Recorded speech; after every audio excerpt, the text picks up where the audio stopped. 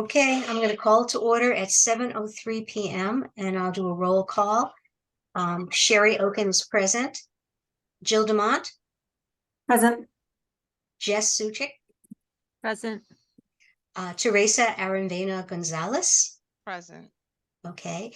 In addition, we have Pete Davis representing the school committee, Amy Rando representing the police, Steve Mayo, our town manager, and we have a special guest, Maureen Butt representing the town council, and Stephanie Sue from Quabbin Mediation. And I thought we would open with allowing Stephanie to tell us a little bit more about Quabbin and TAB, the Training Active Bystanders, which I have taken. Some of you might have. I don't know how much you know about it. And I am actually a facilitator as well, because I thought the program was so good. So Stephanie, tell us in a few minutes about Quabbin, how this came about, who you are, and what you hope we can help you with. My name is Stephanie Sue. I am the coordinator for Training Active Bystander program, which is an arm of Quabbin Mediation, which is based out of Orange, Massachusetts. I personally live in Lexington, just down the road from you. I also am the vice chair of our Human Rights Committee, so I'm very familiar with the human rights, and we'll probably be reaching out for you. I'm just going to do my little side note there.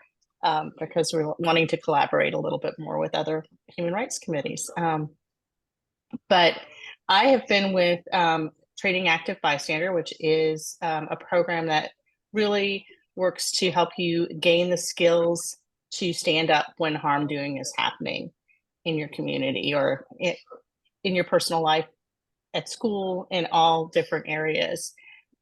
We talk about how to build your skills by understanding the harm doer, by understanding the barriers that keep us from stepping up when harm is happening, and how to break those barriers down.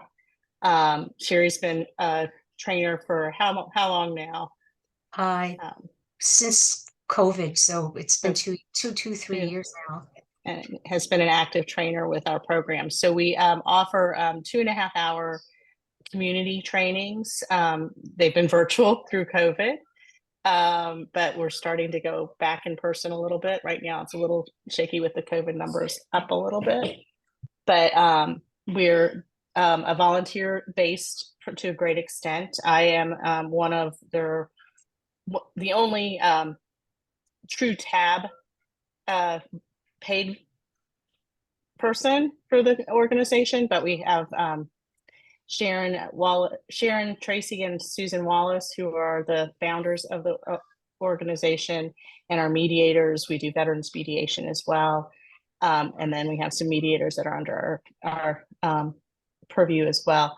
But what Quabbin and TAB has done is really build a curriculum that in a very short period of time, 2.5 hours, can give you the basic skills to really know what to do in a harm doing situation. I like to give a little experience from what my experience has been. I took this training back in 2017 and was really moved by the program. Hold on one second. I have people walking into my room. So I took it back in 2017 and I walked away, and I was very quiet. Believe it or not, I was very quiet at that point.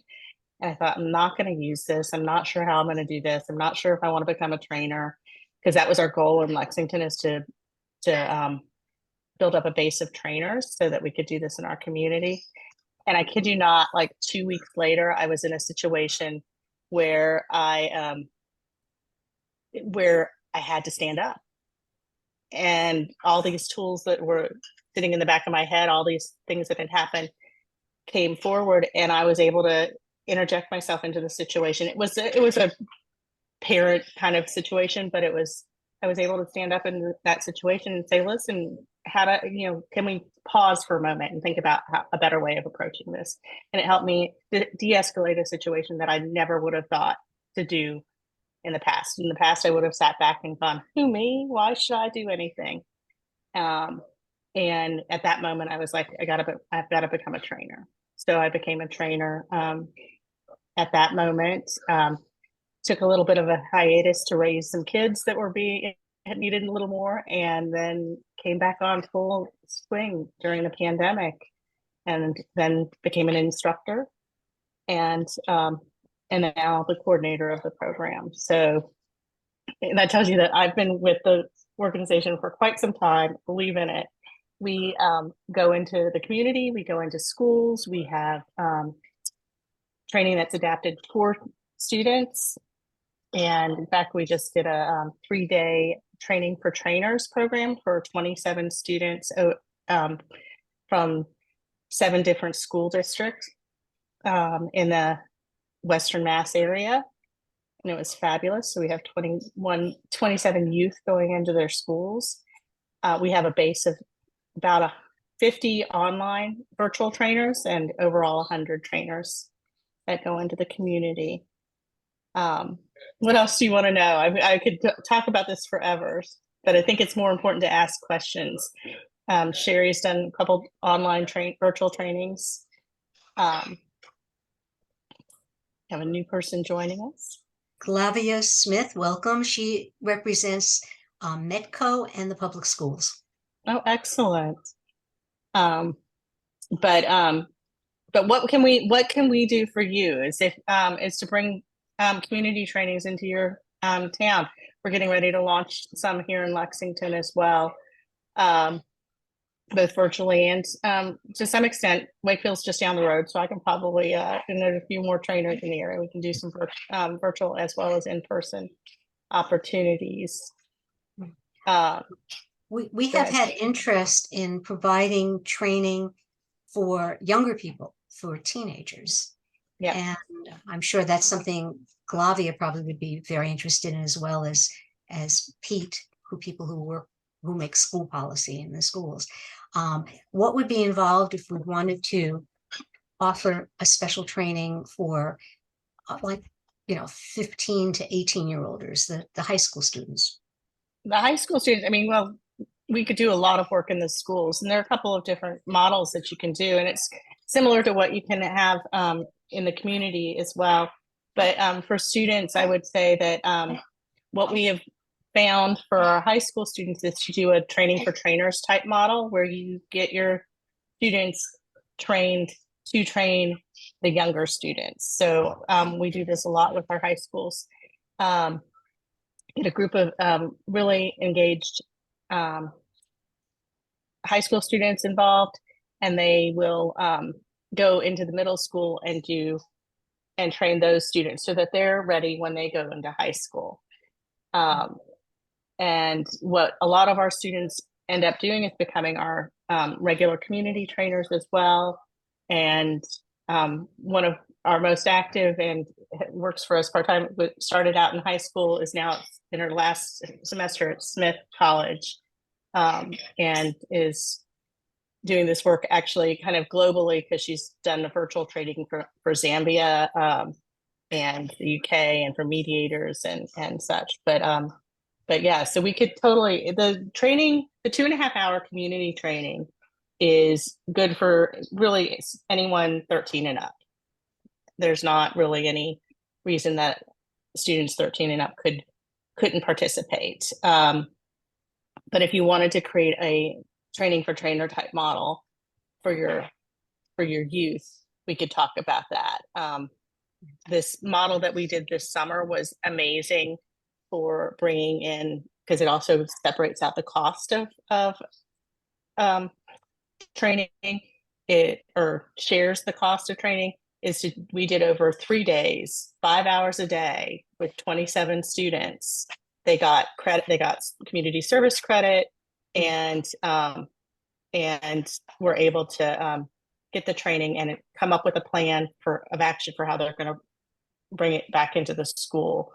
We also have a couple of, I could go on and on too about this, is that we have a couple of new models that we're working on as well, which is a club model for the training active bystanders in schools, because that also keeps them engaged. We have a youth council representative on a youth member who's also on the youth council at the high school. She's unfortunately not here tonight, but I know that she would be a very good person to connect with, to to really sort of gauge the level of interest. But in the past, our youth members have indicated that there's a high level of interest. One last question about this cost, and is there a minimum number of people that have to participate for it to go forward? So I would speak to, I'm going to speak to the community training. So for a community like yours, we usually have it's a $450 training. You get 2 trainers, and what that covers is up to, well, really in person, it can cover more than 25, but that's been what we've limited to online. If we were doing this virtually, we wouldn't want really any more than 30 people in person, honestly, because then it makes breakouts harder. We have done very large. I think I was trained in a group of 100, but that takes more trainers on hand and such. So I would keep it to a smaller, to about 25 to 30. And then the training for trainers, if someone was interested in that, we do that one or 2 times a year when we have enough people interested, and that's $200 per person if you're joining kind of our everybody from everywhere group. And then if you had a group of 20 people in your town that wanted to do get trained as trainers, that would be another price. That would be a $4,000 for 20, but $200 per person for our smaller, to join our larger group, or not larger, but all encompassing. I think I'm keeping up with the math on this, but for for a community group of just anybody interested, right? Any age, Yeah. It would be $200 a person. If you don't have a group of 20, like what's the minimum group for something like that? So let me go back. So that the $200 is for the training for trainers, which is the longer process. So that's a 3-day, 3 hours a day training. So so if you don't have a group that's 400, you don't have 20 people who want to do it, what I would recommend is joining one of our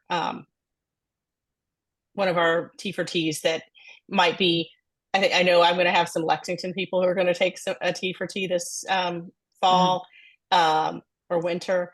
And I've got someone in Oklahoma that wants to take it, and some people in Canada. We have a large group in Canada. We are very strong. We have a huge hub in Canada, and they have about 16 people who want to take it. So we would just have you join our larger group. It's fun to do it that way as well, because you get to know people from everywhere. And that the other piece of becoming part of the training community is you get access to the curriculum, you get access to our community education pieces that we do. Usually about once a year, we'll have a large community education piece. Right now we're working on, for those of you interested in youth, doing a youth summit for all of our youth trainers, young people. And then we also do a larger group gathering for the adults that are training them or managing them. Yes.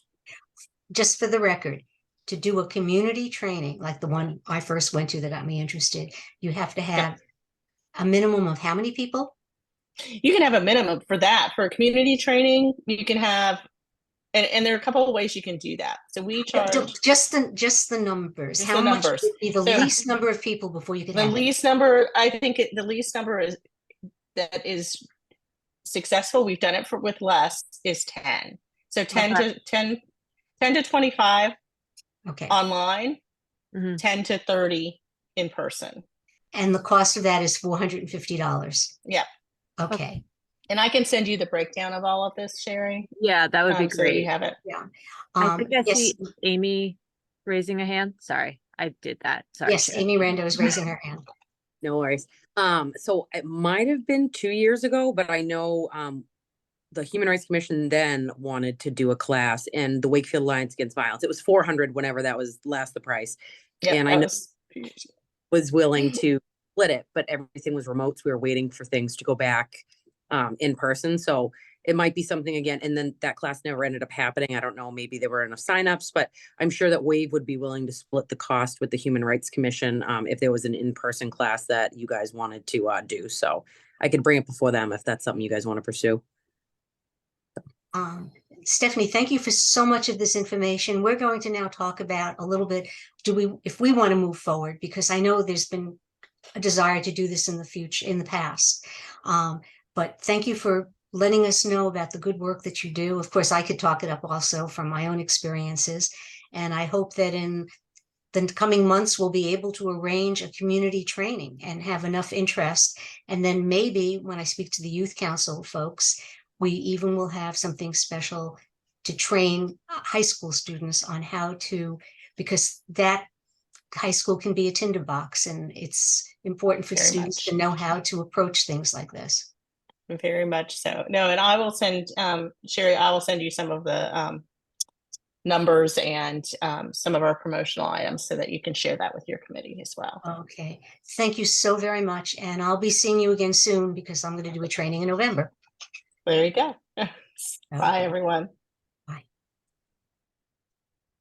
Okay, before we move to our regular agenda, are you interested in offering this to our community? I personally thought it was incredibly worthwhile, and anyone I've been involved with, the people have walked away saying, I never realized what I really could do.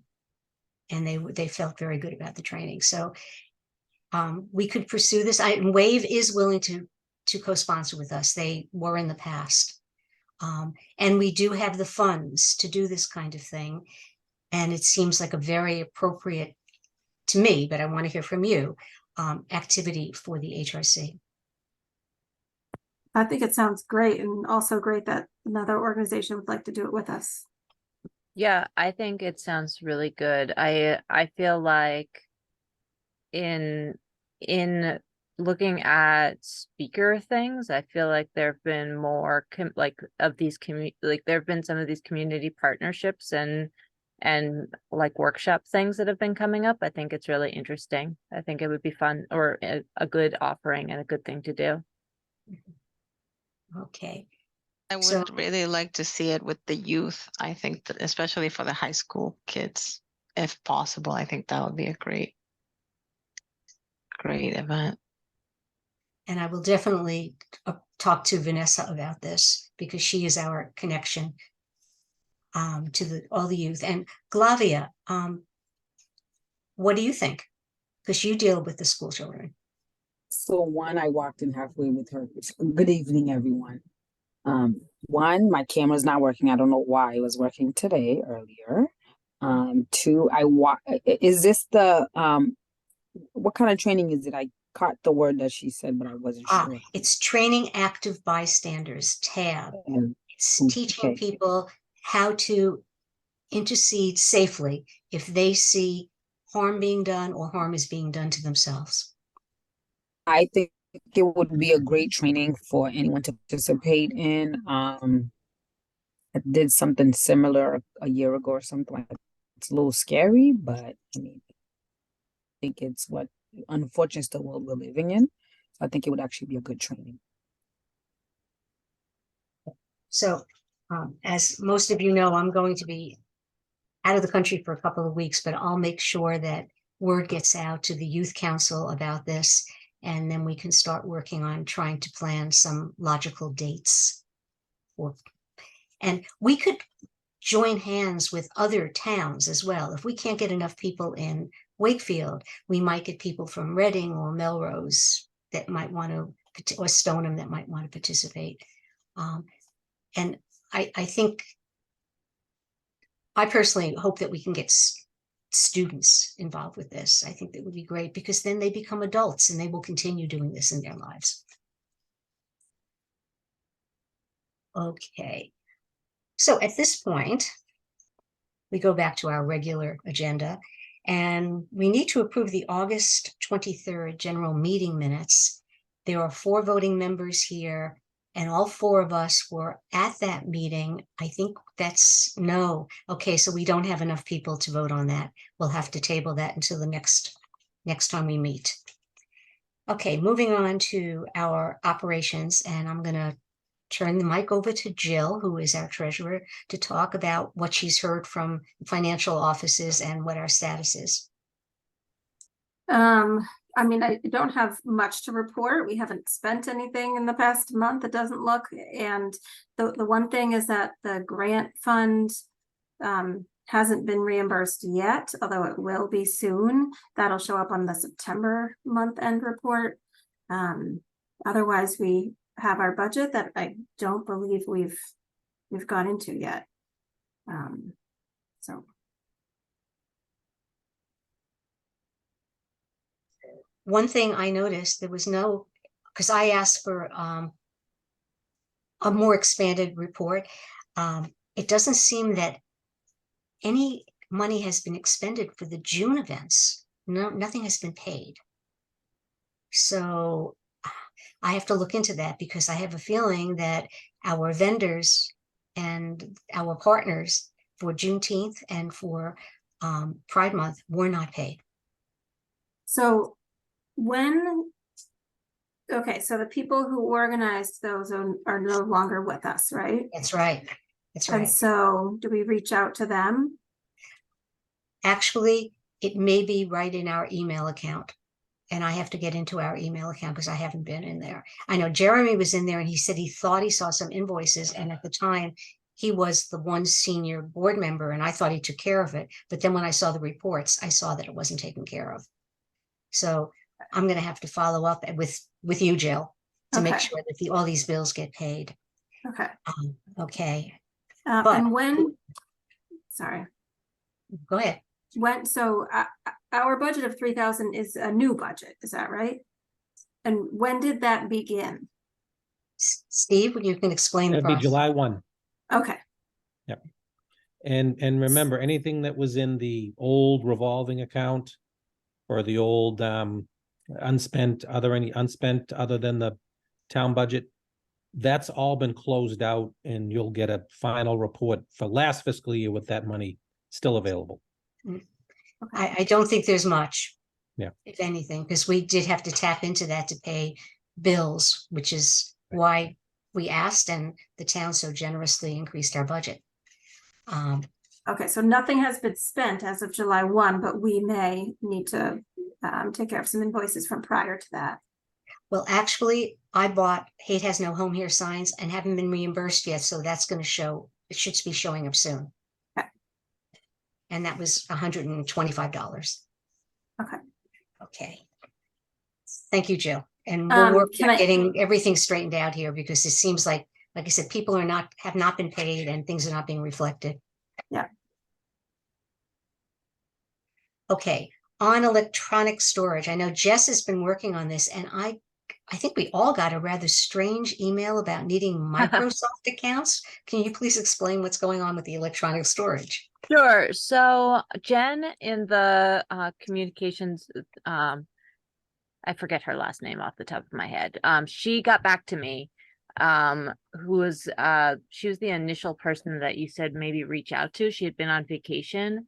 She said that a Microsoft Teams account had been initiated at some point by someone in the past. Someone on the HRC has begun this process, but then never really did anything with it. So she wanted to give me access to that. And I said, great, I can have access to that. And then basically we're in an IT loop that I wouldn't really worry too terribly about. She put me in touch with Ping, who told me that I can set up, I needed to give like the emails of anybody who might want to access this. And then I got an email back that was like, set up a Microsoft account. So I'm working through this with Ping to find out what is, so that I can just access this Microsoft Teams account that was set up at some point. Microsoft Teams is just annoying in that you do have to have it's Gmail would be the same way, except we all have Gmail accounts. So I'm trying to see what this account is. I thought it would be as easy as just having people have access to it, but it's just a little bit of an IT problem, but you can ignore that email for right now. I'm going to see what this is that was set up and if there's anything in it. And then I can also kind of, I mean, take it like you all, do you all have Gmail accounts? Yes. So I may go with, even though this has been set up, I may go with Google Drive just because nobody needs an extra email account in their lives, I don't think. I know I don't. But I do want to see what this is, and if anything is in this drive and what it is that was set up for the WHRC. So that's where I'm at with Ping, and the town. I think it's because the town may use Microsoft Teams, Mm, but it's but that was where I got with them, and then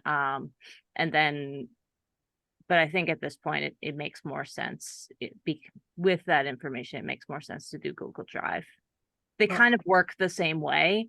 It's just they came back to me and they're like, wait, somebody already began this process. And so I kind of right.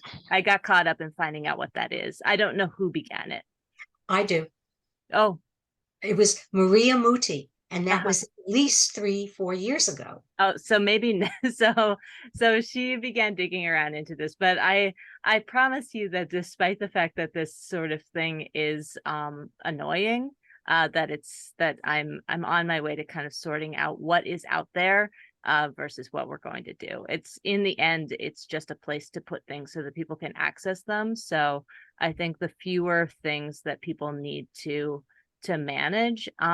The other question I guess I have is whether we want to have this all just managed on one HRC email or whether everybody wants to have their individual emails tied with things. Gmail, I know I can just grant people access and then remove their access later on.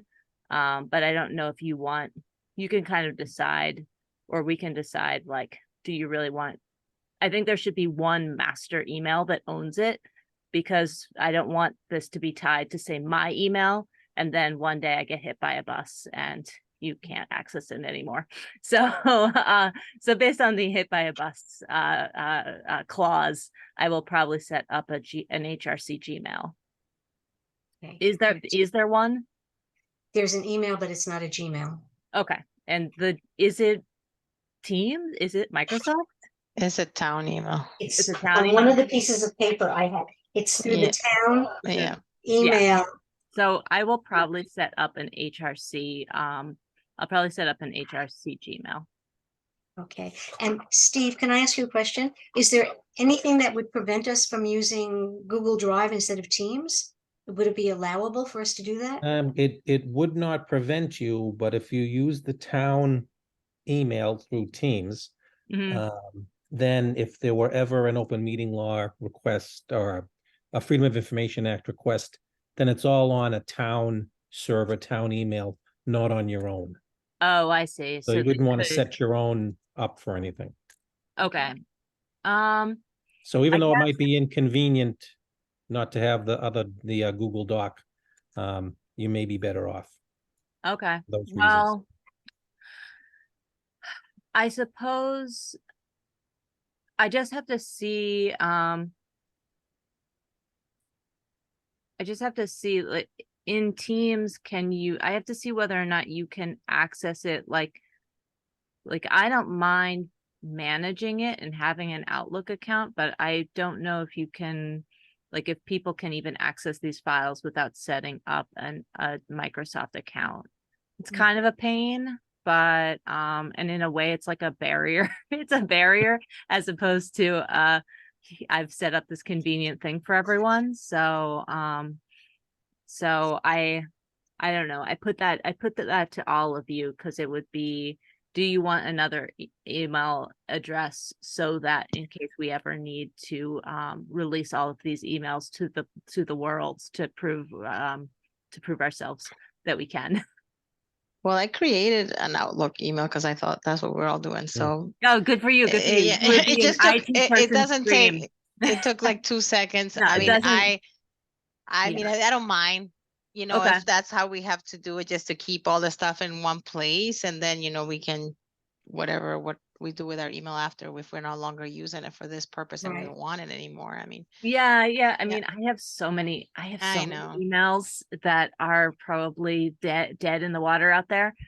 So I also created an email Yeah, account. yeah. So But if you all don't mind doing it, then it would just be something to access yeah, I these think files. it's fine.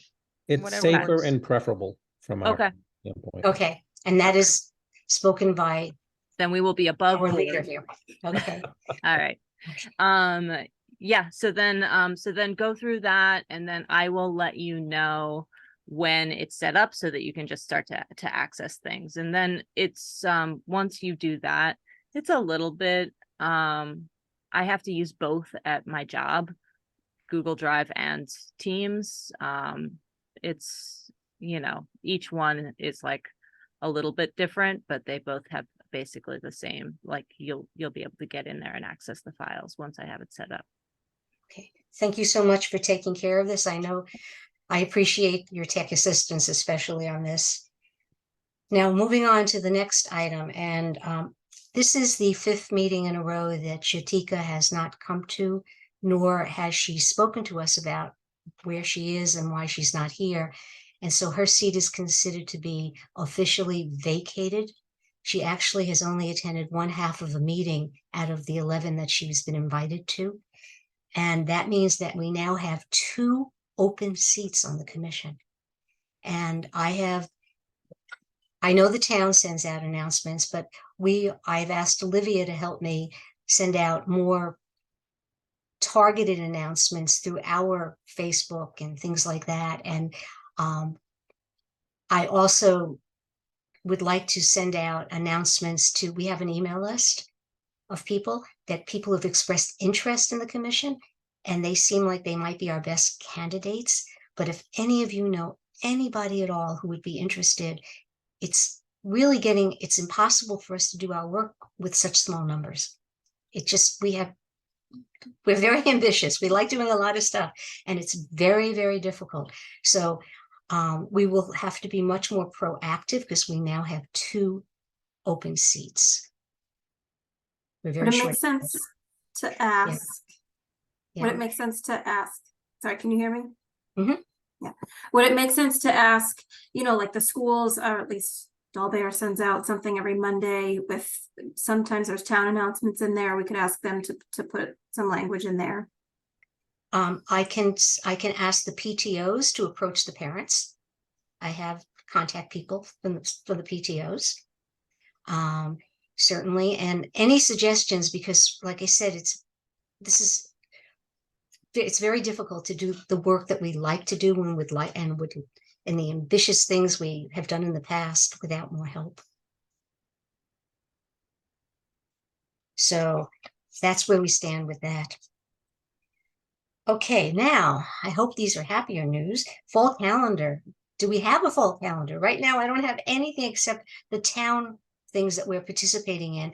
And I thank those of you who've signed up to help out on both October 7th and the 21st. I thank you so much. Some of you even signed up for more than one slot. And we have some people who haven't signed up at all. And I keep bugging them about that we really need everybody to sign up at least once, at least for one of those. They're only hour and a half, 2-hour shifts. And it's really fun. If you've never done it before, Teresa, you're smiling because you've done it. It's fun. It's really fun to be involved. You get to meet a lot of people, and the time goes by very, very quickly. So I'm going to turn it over to Teresa, because let's talk about that first. Any progress in terms of what we can do for Hispanic heritage? Yes, so I reached out to Dan McGrath. I told him about saving the date for 10/15. So that's October 15. That will be the last day of the celebration. I reached out to the Berklee College of Music. The idea that I had, because I'm a one woman show, is to have different types of the influence of, Latin American music. It varies. So my thought was, if I can get some musicians or somebody to make it more of an educational type of an evening, a few hours, and just have somebody or a few musicians play different types of music, and just kind of have that kind of in the night, and somebody explain and all that. So anyway, so I reached out to Berkeley. They said that they could do it, but I wasn't able to really get anybody. So then I reached out to East Boston. There is a nonprofit organization that deals with youth and music, Sumix. So I did get yes from them, but I'm waiting for a quote on how much it would cost. Um, as I mentioned the last meeting, I'm trying to aim for a weekend this time around. Last time we did on a weeknight, and I know we had a lot of back to school nights and a lot of stuff, with the parents. So Sunday from 4 to 6, that's kind of what I'm aiming for. So it's before dinner, maybe after some morning activities after church or whatever else is people do on Sundays, to just kind of have those couple of hours. I'm not sure if it's going to be an hour and a half or 2 hours yet. I'm kind of waiting for the details on the musicians. I do have a backup plan of some salsa dancing, but I really want to do the music event. I think that will be um, better, and it's youth. They're young musicians. So I think that will give it a different kind of vibe to Mhm. see, young Latino players. I think it'll be good to see that, and maybe hopefully we'll get some young audience, right? Some parents with their kids and stuff. So I think it'll be fun, but I need to get the last details sorted out. I'm hoping to get them this week, so then I can create or have somebody help me with like a save the date, so we can spread that into the town, and hopefully get the word out with the different school organizations. So I'm kind of hanging in there. I know where it's going to be pulled last minute, but I have faith that I'll make it work. Do you know how to use Canva? It's funny. I downloaded it for something else, but I keep hearing about it. So I think that's what I'm going to play with. Yeah, because you definitely want to post in the town kiosk. Yep. And we're getting a little close now. It might be Mhm. almost too close, but Mhm. Jen is very helpful, and she even last minute will help you, Jen McDonald. So the town kiosk and the digital displays also. There's one by the lake, and there's one in town hall. Yeah. And the AmeriCol has a digital display, and they'll Oh, put they it in do too. there. Okay. And the library will also post it for you, and just go into that document that I put together for Yep. everybody with all the contact On the people. event. Yeah. If I wasn't leaving for 2 weeks, I would do it for you. No, I no, would no, put it no, together no. for That's you. fine. I can do it. So okay, so we're going to have sort of is it going to be, are we asking the students to talk about their music or just So, play? so my idea would be to either have the teacher or the students just say, this is going to be a cumbia. This is going to be cumbia is played in this and this and this different countries, blah, blah, blah. This is where the Mhm. music comes from. This is that's my idea. Either the students can do it. If the teacher comes, they'll do it. Or then maybe I or somebody else would just kind of give the explanation before the rhythm and the music is played. Okay. Thank you so much. And like I said, I wish I was going to be here to help you, but I'll definitely be, if all goes well, I'll be back by the 7th. Yeah. If it doesn't, I'll still be in South America, listening to South American music. All right, cool. Thank you. Okay. Olivia and Jeremy are doing the Indigenous people. They have not made much progress. I sent them a bunch of suggestions on if they can't do something live, because initially I said, please get in touch with Benny, try to get in touch with the tribes, see if you can find someone local who's a storyteller, maybe have something at the Albion Cultural Center, which would be a lovely location for this. Jeremy said that he has been talking to Benny, and then he and Olivia will speak this week. But I said, if you can't do it live, I said, then at least start giving people resources online. Book list, movies, television programs like Reservation Dogs, anything at all that shows, that helps people understand the indigenous population from different viewpoints. Because I know during COVID, everything we did was online. And if we put these things up and then we make sure it's advertised in Patch and the item that people should look for it, then we will get to our audience. So I did send them a bunch of ideas, and I hope this week when they meet, and Benny Wheat knows a lot of people. She's a previous commissioner who worked on this, and she cared deeply about this. So I'm hoping Benny can help. They should also reach out to possibly to Catherine McDonald at the library. She's really, I ended up talking to her for our stuff, but then also she was really interested in storytelling.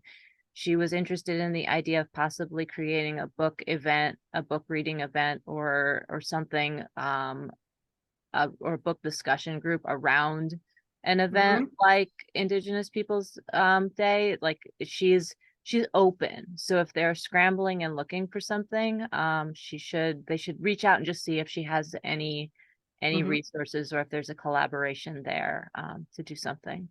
I did give them Jackie Powers, her assistant director's information, and said reach out to her. But Jess, would you reach out to Olivia on your own and please make that suggestion again?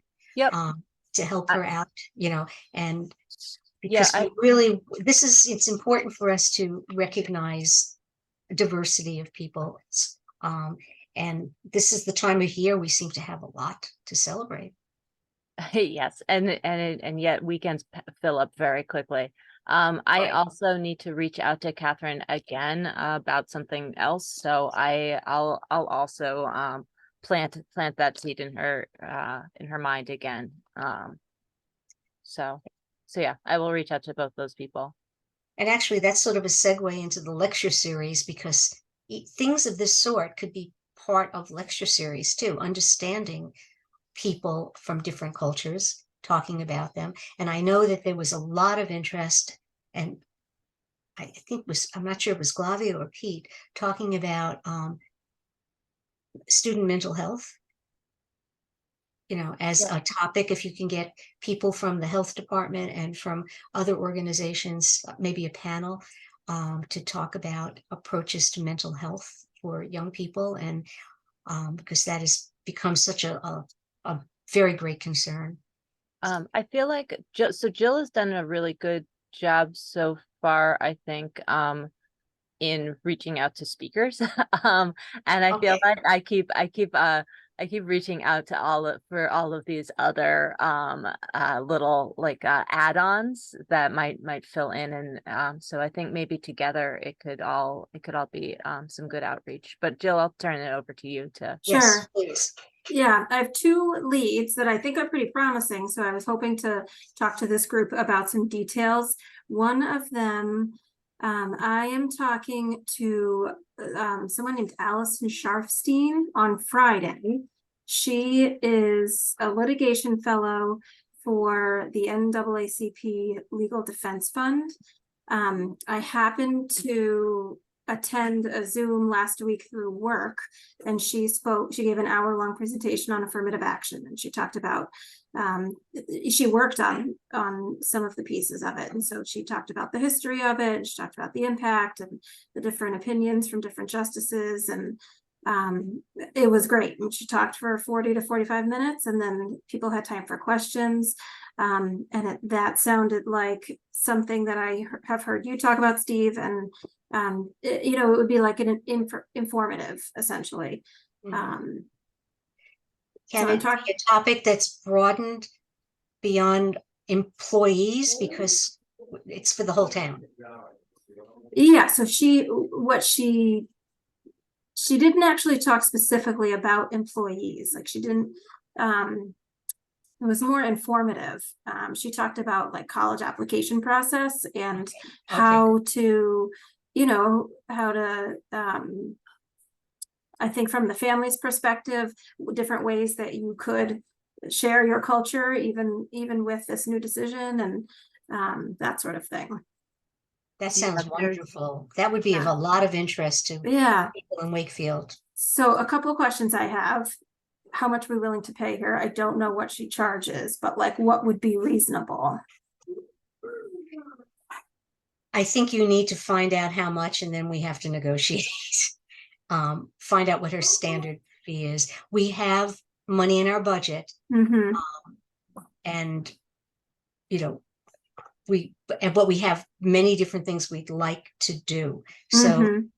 find out, see what her standard fee is, and see Yeah. if there's any dispensation for a nonprofit town organization. Yeah. But certainly several $100s would not be a problem. Yeah. Okay. I don't think it would be more than that, but I don't really know. So I'm talking with her on Friday. We have not set up sort of a smaller meeting for this planning, which we should do in the next couple of weeks, especially if she sounds promising. And another question I'm wondering, some of these I would love to do in person, but also some I think could be Zoom. Hers seemed, I got a lot out of it over Zoom. Do you all think that platform would work? Well, depending on the date, it's possible that it could be simulcast through WCAT or recorded and then available after, so we don't cut into the live attendance. Okay. So Now, it is possible, she might actually be based, I think she is based in New York. So she might want to do Zoom or virtual. okay. And then, you know, if we start talking about dates and that sort of thing, we haven't really talked through that. I know there's a lot in October, so potentially an evening in November could be our first one with her. And then I have a thought about a second one that like maybe January. January, when we usually, our big thing in January is Martin Luther King, Coretta Scott King. Mm-hmm. We have a major event Okay. that involves a lot of different town organizations for that day. Yeah. So February, normally it's Black History Month. Mm-hmm. Affirmative action is certainly an appropriate, if she couldn't do it in November, appropriate topic for any of our minority students. Mm-hmm. Mm-hmm. And February, like I said, February is open. Yeah. Okay. March is International Women's Day, usually. Mm-hmm. Okay. So February is a good month because we don't usually have anything on the book. It's a good month. November, December, February are months that we don't have things usually planned because there's not commemorations. Mm-hmm. Would sort of like a Tuesday night at 7 o'clock make sense? If we're doing something for the town? Or is there, you know, and I can As check long as it's not our calendars. HRC night. Well, right. I just threw that date and time out there because we've all committed to that once a month, but does that sound like an okay time for families and other people? I will tell you that so many people have meetings on Tuesdays. You might want to do it on Monday. Yeah.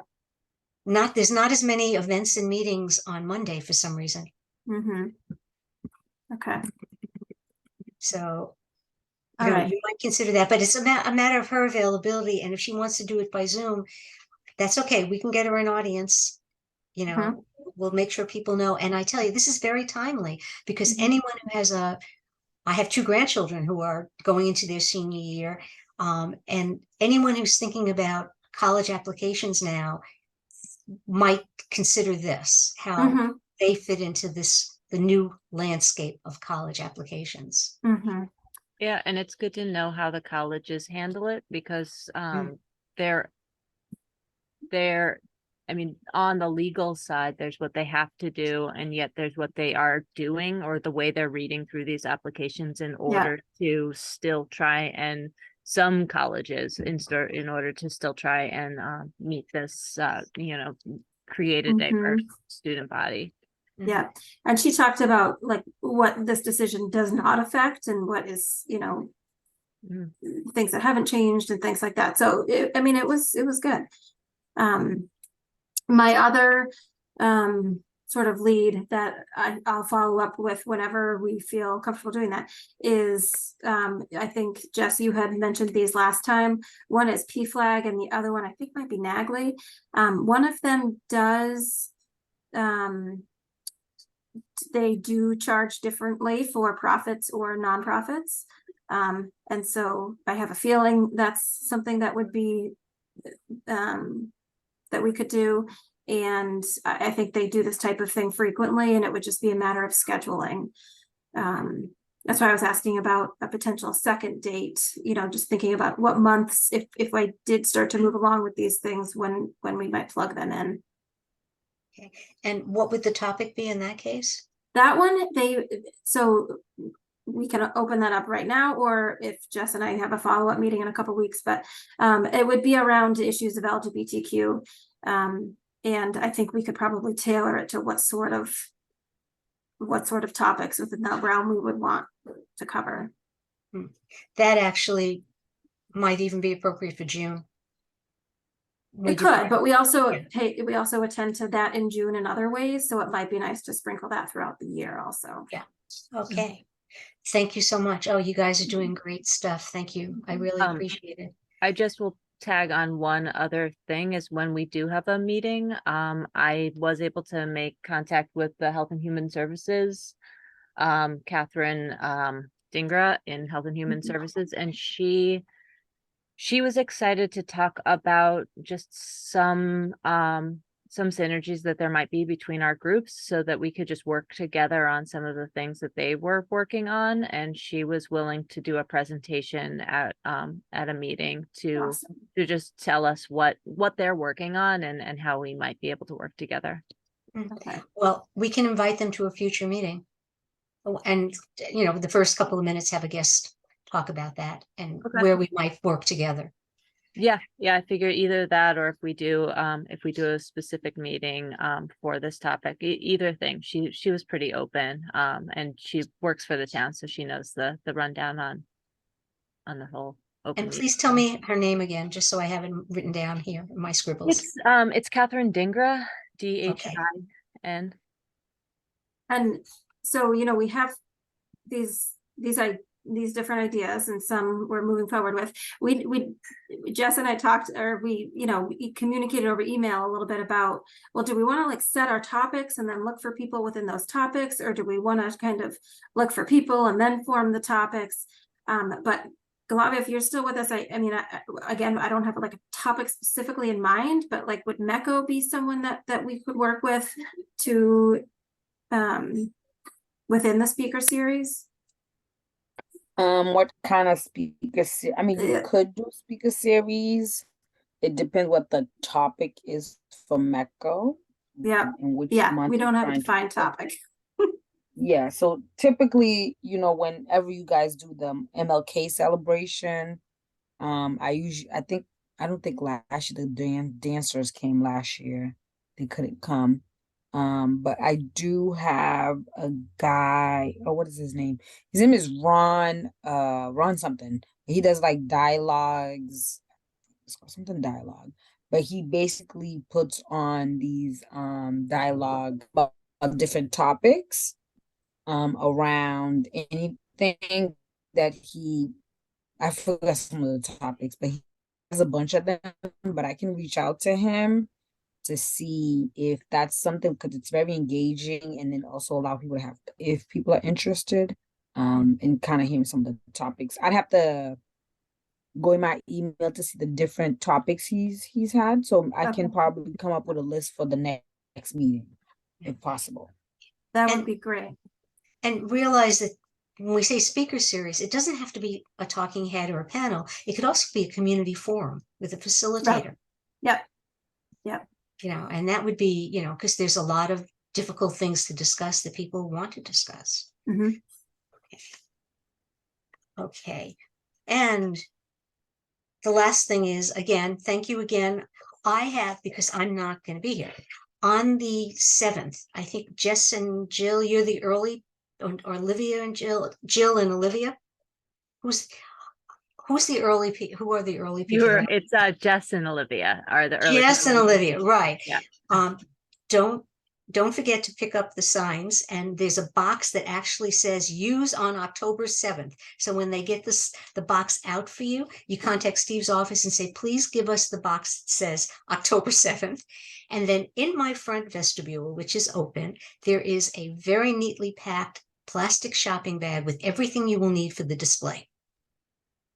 Okay, and you can just open the door, pick it up, or I can try to drop it off between now and I leave, but I'm leaving so soon. How about if I just leave it there for you to pick up anytime you want to, either you or Olivia, and I will send you my address. Okay. Yeah, that Okay. works for me. Okay, and again, it's a very nice compact shopping bag, everything you need, the tablecloth and display materials for the table. If, Teresa, you have anything by that date that could be put in a plastic frame for October 15th, I'll stick an extra plastic frame in there just in case, because that would be terrific if we can do that. So we can at least advertise it on the 7th. Okay, so Jess, if you want to email me your address, I can drop off the peace flags also. I got several of them, and there's a sign that talks all about them. And I will just put it out there. I wanted to make, so they don't charge for the flags. They're based on donations, but also they don't really advertise. They want them to be free, so they're not asking for donations, but you can give a donation. I wasn't able to give a donation from the HRC, so I'll do that on my own, but I'm just putting that out there to you all. If you pick up a flag, the organizations run on donations. Steve, is that correct that we can't give a donation to them for providing this free to us? Oh, your voice is off. You're on silence. You're mute. I'm sorry. You can pay, you can purchase items, but you can't donate. Can't make donations. Okay, we can't do a thank you No, you honorarium can or purchase anything. things. Yeah. No, okay. And, Oh, I explained that to her and she said, that's absolutely fine. There is, they talk about it on the pamphlet that comes with it. That anybody, she said, don't worry about it. People will give personal donations. It's not a problem, but. okay. Okay. And I will say that the last item here is thinking ahead. Rabbi Greg could not be here tonight, but he said, and he's busy with all the Jewish holidays in the month of October. And he said, what can I do? And I asked him, I said, please consider being very involved with MLK Day, because he's been a speaker at that before. And Glavia, I would like to tap you as someone who would help us with that, because I know you have knowledge of things that have been done before on that particular holiday. And I have Eileen Rooney's file from last year with all the things that they did. So we have something to start from. So I'd like to be able to pass that along. But at the next meeting, I want to be sure we have in October, we have our committee together for that large event, because we do have to coordinate it with other bodies in town, of certainly the schools. So Glavia, you're a natural connection for us. And Rabbi Greg might be able to do the convocation, which is always very nice. And then we usually have some political leaders that come, that in fact they love to come, even though this is not necessarily an election year, and they will speak as well. But I know there's awards given, and I don't know anything about that process. So I'm going to have to find out about that process, and the committee will have to find out and talk to Eileen, because she would really know that kind of thing. Are there any matters not anticipated at this point that we need to discuss? Okay. Is everybody clear about the materials for the 7th? If they're in my hall or in the town hall. And again, thank you all for all that you've been doing. It's terrific. And considering, like I said, our reduced numbers, and we'll get those numbers back up again. We'll get a full contingent, I hope soon. Do I have a motion to adjourn? Not to adjourn, to adjourn. Anybody? A motion to adjourn. Okay, seconded by I second it. Teresa seconds. Sherry says yes. Jill, Yes, Teresa, Yes. Jess? Yes. Amy, I'm trying to remember, are you a voting? I think you are, you have a vote, don't, no, you don't. Okay. So the meeting is now adjourned. Everyone have a good rest of the next couple of weeks in this beautiful weather. Enjoy it. And I'll speak to you all in a couple of weeks. Thank you. Bye. Thank you.